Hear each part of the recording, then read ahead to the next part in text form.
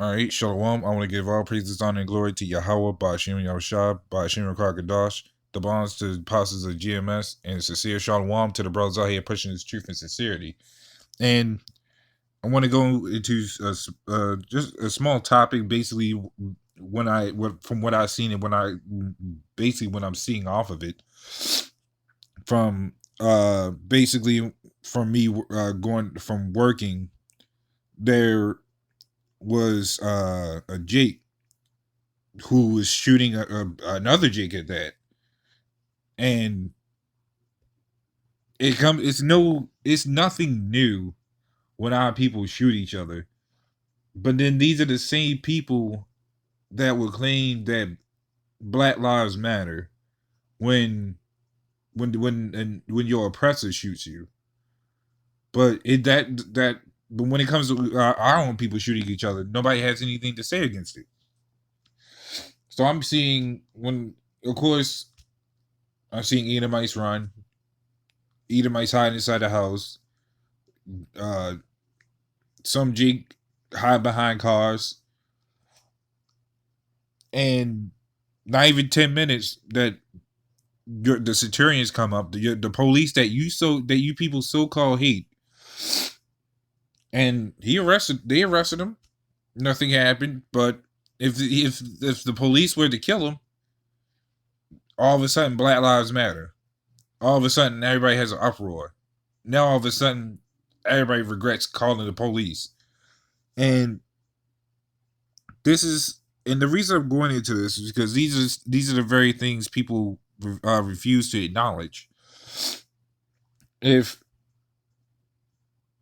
he was, if nobody, if the Centurions didn't come to do their job, the police, and let's say they did kill him, wouldn't it be better him than us or whoever else he would have shot at? Because he was shooting at another Jake, number one.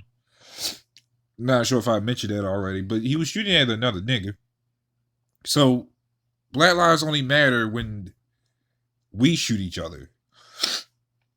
I'm sorry, Black lives only matter when the police when the police shoots at us. But that doesn't go into the same effect when our people shoot each other.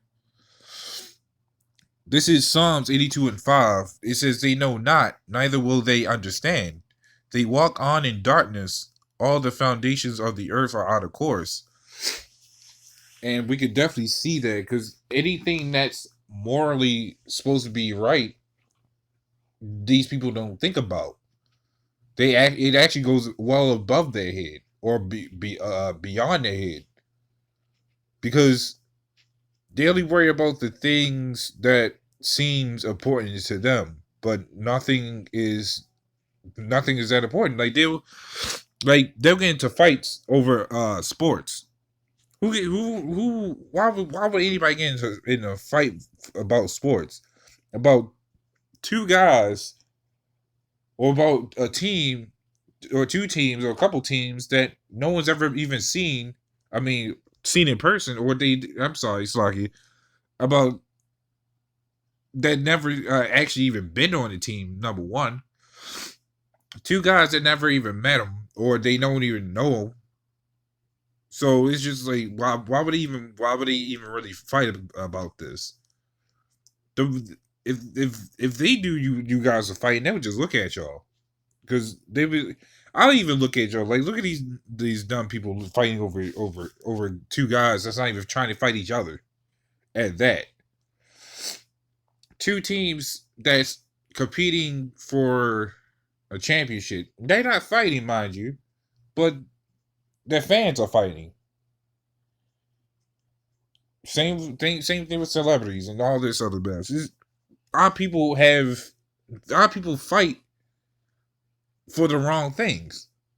Like, we have a strong fight in us, but it's not for the right things. It's all about the bad things. It's about the things that doesn't matter. But these people, this is why it says that they walk on in darkness, because they don't understand anything. They don't understand what they're fighting for, why they're fighting. They just end up fighting. Same thing I've seen with the Black Lives Matter marches. or the riots, I should say, because that's what exactly what it was. Every time a riot broke out, they would start trying to destroy E's stuff, but then not even 5 minutes into a clip, I'm seeing them fighting each other again. If yeah, they talking about this whole coming together stuff. Every time you guys like to come together, y'all end up fighting. Because if it ain't over fighting over sports, it's over fighting over another man's woman. It's fighting over drugs, weed, food, you name it. Our people don't have no business coming together because they can't come together. That's why the Lord keeps it separated. And let a bunch of 2/3 of carnal men or people come together. It's an all out brawl. So I'm gonna get this next scripture right here. This is Proverbs 12:13. It says, "The wicked is snared by the transgression of his lips," and that's your entertainment or anything that these people find so good to do. Sleep with other men's women. These other philosophies, technology that they get so caught up in. An iPhone comes out every 6 months. Come to find out it's the same damn thing, but with a different name. But they'll waste 600. They waste their whole rent money on that. $600, $1,000, $1,200. I'm hearing these numbers from people, and people are fighting over that. So we see that our people. There's really nothing you can do for our people. There's really nothing. That's why when Jeremiah 11:14 says, "Pray not thou for this people," I can see why. I can see why I wouldn't want to pray for these people. Because every time I turn around, it's always something dumb. It's always something I'm seeing that makes me wonder, how do you guys survive? Because with the mindset of these people that fight over the dumbest things, it makes me wonder, if you killed someone else, who hasn't killed you yet?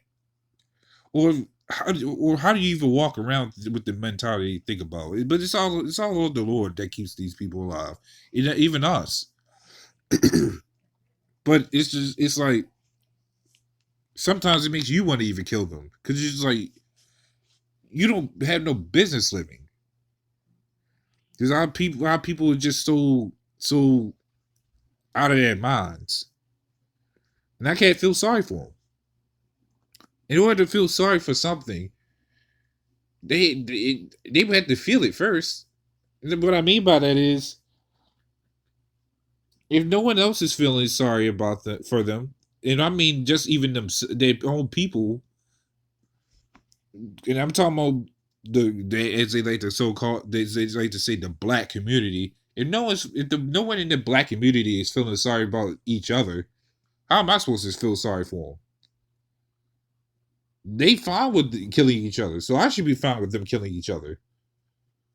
But a police kills them, they think I should be fine. They think I shouldn't be fine with it. No, I'm still fine with it because y'all still dying. Y'all still dying. It may not be by your own people, but y'all still die. It's just that simple. It says, "But the just shall come out of it." But the just shall come out of the trouble. Out of trouble. So I could easily end up, and I thank the Lord for bringing me out of that madness. But I could have easily ended up like them. I could have easily ended up being a weed smoker or going from women to women, other men's women, doing what they doing, shooting out people. The Lord could have had me doing literally anything. But he has me doing this, and the Lord willing that I'm of the elect, and various many other brothers.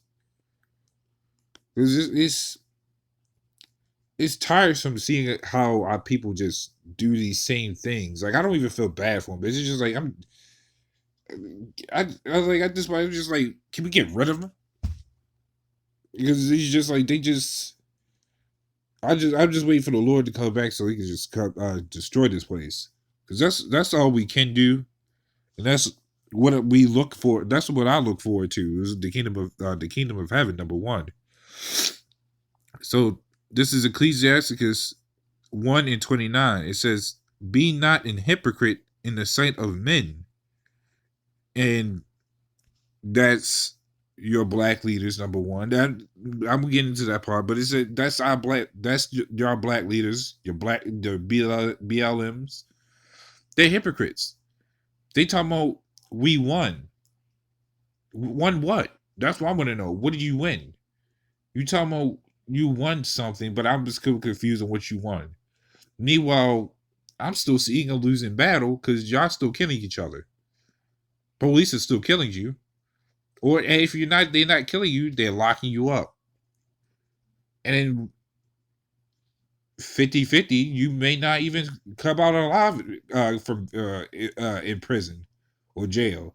Because you got other niggas in there that want to kill you. So either way, I still see a losing battle. But it says be not a hypocrite in the sight of men. I have to make sure I'm not being a hypocrite. I have to make sure in this truth that does make you make sure. If you're being spiritual, you won't end up doing these things that you see Jake doing. Because you'll be protected from that. You'll be protected from having a weed demon coming near you. And I'm not just talking about Jake in general, but having this, just even the thought of having to want to smoke weed, because you got Jake that from in the world that that's in the truth that used to smoke weed or do drugs. Everybody has a different story, and that's what makes us unique. That with the Spirit, the Lord can actually compel you to not be near that stuff again if you're being spiritual.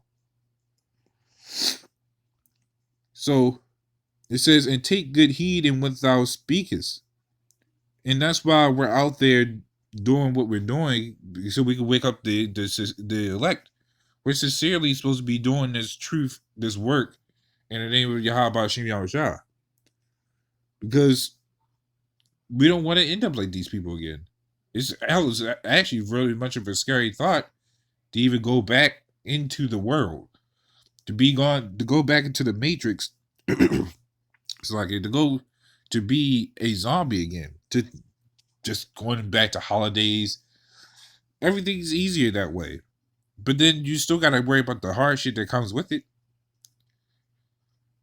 So I'd rather take the hard shit that I know that's already there than to have an easy way out.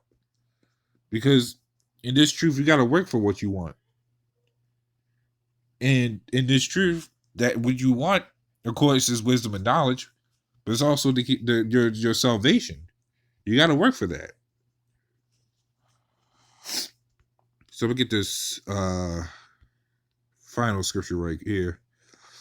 It says, this is Romans 12:2. It says, "And be not conformed to this world, but be ye transformed by the renewing of your mind."